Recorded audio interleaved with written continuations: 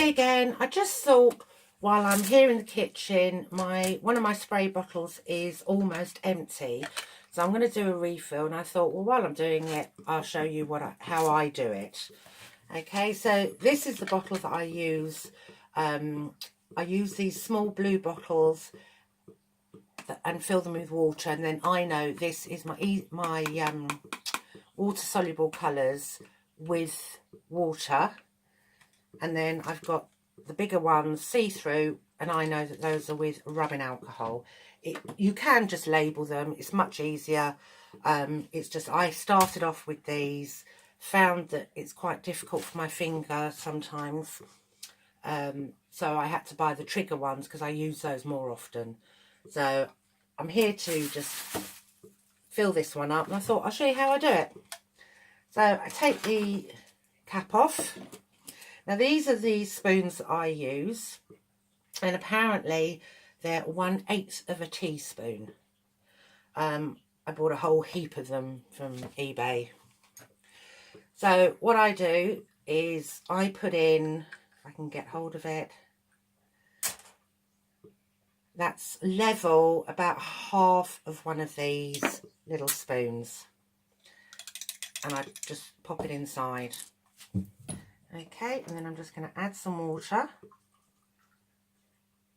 Don't go right up to the top, because when you put your spray tube in, it just overloads it. And then give that a really good shake.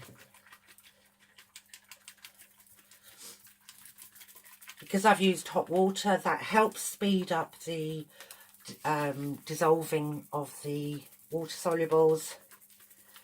But just make sure you give it a really good shake, and then I don't know if you can see that on the camera, it's now working fine.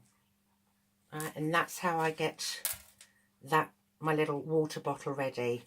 And if I'm doing the rubbing alcohol, literally the same amount of powder goes in there, the same amount of colour, and then about half a teaspoon or to about there-ish, and give it a really good shake.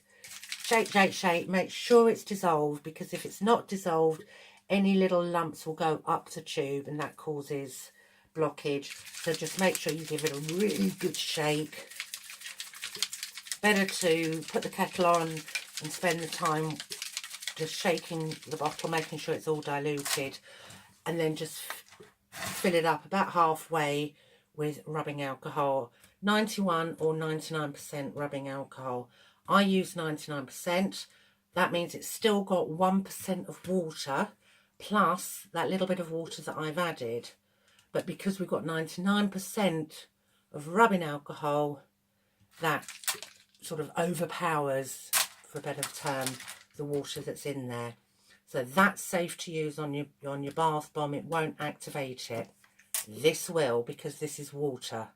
So this is for instant colour while you're making your batch of bath bombs, but that is more for spraying the outside of it. All right. Night night.